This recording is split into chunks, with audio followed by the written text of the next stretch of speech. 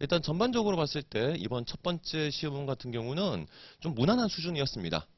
여러분들한테 일단 결정적으로 좀 난도가 높다고 설정되는 논리 퀴즈형 문제, 그 다음에 이제 두 문항짜리 지문 이런 것들이 이제 크게 난도가 높지는 않았었기 때문에 뭐 제가 뭐 객관적으로 딱 정확하지는 않지만 그냥 이제 일반적으로 이제 시험을 봤었다고 쳤을 때 한 80 평균이 한 80 정도 내외에서는 나오지 않을까라는 수준으로 보시면 될 것 같습니다.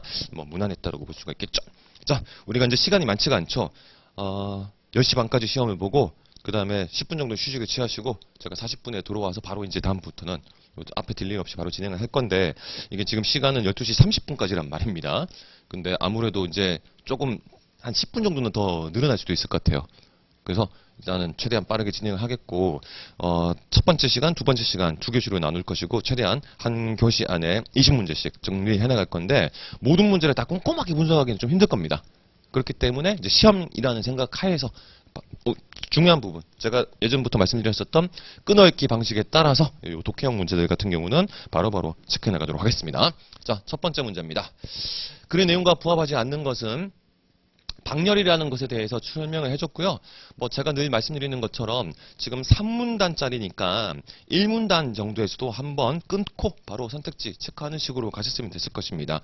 자, 일단 1문단에서 러시, 그 다음에 이 사람이 주장했었던 바 인간의 몸에 들어있는 혈액 25파운드가량 중 80%를 방열해도 안전하다. 뭐 다 이제 지금은 부정된 사실이긴 하지만 여기 요 관계가 중요했죠. 여기서 말했었던 혈액 25파운드가 실제 인간이 지니고 있는 게 아닙니다. 러시가 주장한 것의 절반에도 미치지 못하는 게 실제 인간의 것이었고 몽고메리 박사가 의회의원에게서 11.3파운드 혈액을 방열했다고 러시에게 편지를 썼습니다. 그때 관련된 선택지가 1번 몽고메리 박사는 의회의원에게서 11.3파운드를 넘어서는 양의 피를 뽑았다면 환자가 사망하지 않았으리라 여겼다라고 되어 있습니다. 자, 일단 1번 같은 경우 아까 봤었던 1문단에서 바로 처리를 할 수가 있죠. 11.3파운드의 혈액을 방열했고요. 요 기준에 따랐을 때 25파운드 가량 중에서 80%를 방열해도 안전하니까 11.3이면 딱 절반 정도가 되죠. 50% 정도밖에 안 된다. 그래서 결과는 죽었지만 처음에 생각했을 때는 어땠었던 것인가를 묻는 거기 때문에 1번 선지가 말하는 바는 적절하다고 볼 수가 있겠습니다. 그 다음에 2번 요것도 기준은 요걸로 잡아야 되죠. 러시의 가르침에 따르면이라는 기준 하에서 안전하다라고 보는 겁니다. 실제 현실과 맞추는 게 아니죠. 인간의 몸에 있는 피의 실제 전량을 방열해도 실제 전량이라는 것은 아까 봤었던 것에 따르면 25파운드가 아니라 12.5파운드 정도가 되는 거고 러시아 기준에서는 25파운드 기준에서 80% 정도였으니까 아직 여유가 있는 거죠. 그래서 러시아의 가르침의 기준에 따르면 안전하다는 판단 내릴 수가 있을 겁니다. 자, 뭐 요 정도 두 가지만 첫 번째 문단 관련해서 조금 주의했으면 됐었고 3, 4번은 그냥 넘어가도 되지 싶습니다. 간단할 것이고요. 5번이 정답이었죠. 러시가 읽은 의학 서적에는 패스트의 해결책으로 다량의 수은, 한라파, 박열이 처방되어 있었다라고 되어 있습니다. 자, 러시가 읽었었던 책과 관련되어서 그 3문단에서 이제 쭉 이야기했었던 바에 따르면 패스트의 해결책과 관련돼 가지고 잠시만요. 뭐 이와 같은 처방과 관련되어서 그것이 직접적으로 언급된 것이 아니라 러시가 그냥 생각했을 때 이와 같은 뭐 수은이나 방열 처방을 자기가 판단하에서 내린 것이었지 직접적으로 이와 같은 서적들에서 이런 내용이 나와 있었다는 것은 확인이 불가능하기 때문에 5번을 정답으로 고르셨으면 되겠습니다. 자, 그 다음에 두 번째 문제. 두 번째 문제는 역사학과 관련된 글인데 여기는 이제 지칭 대상에 대한 판단을 조금 주의 깊게 하셨어야 되는 게 포인트가 아니었는가 싶습니다. 자, 일단 첫 번째 문단에 이찬 김주원이 나왔고요. 그 다음에 상제가 되고 왕은 각간으로서 이제 자리에 있던 시절의 어느 날이라고 했을 때 일단 이찬 김주원과 왕은 다른 인물이죠. 첫 번째 문단의 이 첫 번째 문장에 따를 때 그리고 이제 꿈 이야기와 관련되어서 쭉 설명을 해주고 있는데 이 부분 일단 조금 넘어가겠습니다. 두 번째 문단에서 이제 여호삼이라는 사람이 좀 더욱 좋게 해석을 해줬고 3문단에 좀 집중해서 이제 읽어볼게요. 그때 왔고, 얼마 안 돼요. 선덕왕이 세상을 떠나자 아들이 없으므로 여러 귀족들이 의논한 후 선덕왕의 조카뻘인 김주원, 첫 번째 문단에 등장했었던 김주원을 받들어 그의 왕위 계승이 화백회의로 일단 결정이 됐는데, 김주원의 집이 북천의 북쪽에 있었고 요 비 때문에 못 왔습니다. 그래서 누가 말하기를 임금을 세우는 것은 분명 사람이 모여야 할 수 있는 것이 아니다. 어쩌고 저쩌고 해가지고 지금 상대등 경신은 전왕의 동생으로 덕망이 있고 높고 인군의 채무를 가졌다라고 해서 요 문제 같은 경우는 끊어읽기가 약간 애매했습니다. 그쵸?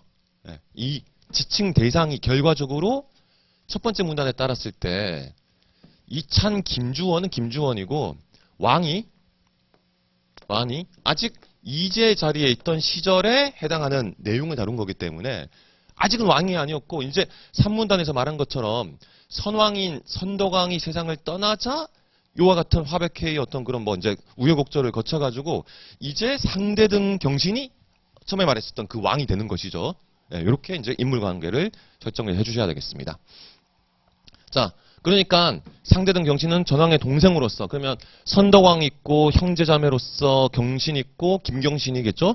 그 다음에 선덕왕의 조카뻘이 김주원이기 때문에 1번 김경신은 김주원의 조카뻘이 아니고 반대로 가야 되죠. 반대로 가야 되죠. 김주원이 김경신의 조카뻘 확률이다라고 해야 될 겁니다. 그래서 1번 틀렸다고 바로 판단하셨어야 되겠고, 2번 김경신은 김주원보다 왕위 계승의 서열이 낮았다. 이제 김경신이 첫 번째 문단에는 직접 등장하지 않았는데 이제 정리가 되죠. 네, 이제 정리가 됩니다.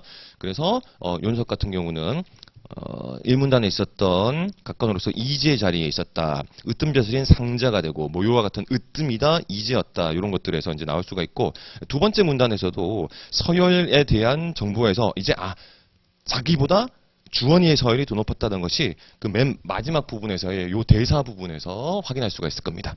요거까지 이제 하면 2번이 정답이라는 게 딱 도출되기 때문에 뭐 더 볼 필요 없죠? 네, 자, 넘어가겠습니다. 자, 그 다음에 3번. 좀 더 빨리 해야 되겠다.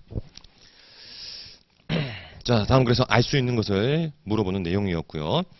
자, 일단 뭐 선택지별로 바로 들어가 보도록 하겠습니다. 자, 이 녀석도 4문단짜리였기 때문에 두 번째 문단 정도까지 보고 나서 일단 한번 끊어서 판단하실 수가 있을 것입니다. 1번 1910년대 중산층 잔업가들은 자신들이 18세기 베르사유 왕가의 후손임을 알리기 위해 로코코 양식의 장신구를 착용하였다. 1910년대 이게 일단 첫 번째 문단에 나오는 것이었습니다. 자, 연관 짓고 싶어 했다고 했지. 과거 위대한 베르사유 왕가와 자신을 상징적으로 연관 짓고 싶어 했다고 했지. 지금 선택지가 말하는 것처럼 이 양반들이 실제로 후손이라는 건 아니었죠? 금방 판단될 것이고. 자, 그 다음 2번 처음으로 복고풍을 거부하기 시작한 양식은 1920년대 모더니즘이었다. 이것도 지금 1문단, 2문단에서 바로 판단되죠. 예, 그 전에 10년대부터 나왔었던 것입니다. 그 다음에 3번 선택지에서 1차 세계대전, 이것도 역시 두 번째 문단에서 바로 나왔었던 것입니다. 직후 변화하는 여성의 사회적 지위는 옷과 장신구에 상징적으로 반영되었다. 두 번째 문단에서 옷 상징적으로 반영됐다는 것 충분히 패러프레이징 될 수 있는 진술이 나왔기 때문에 그냥 바로 3번이 정답이구만 하고 고르고 넘어가셨으면 되겠습니다. 딱히 뭐 어려운 선지들 나머지 것들도 없었어요. 그렇기 때문에 뭐 자세하게 분석할 필요는 없을 것 같으니까 4번으로 넘어갑니다.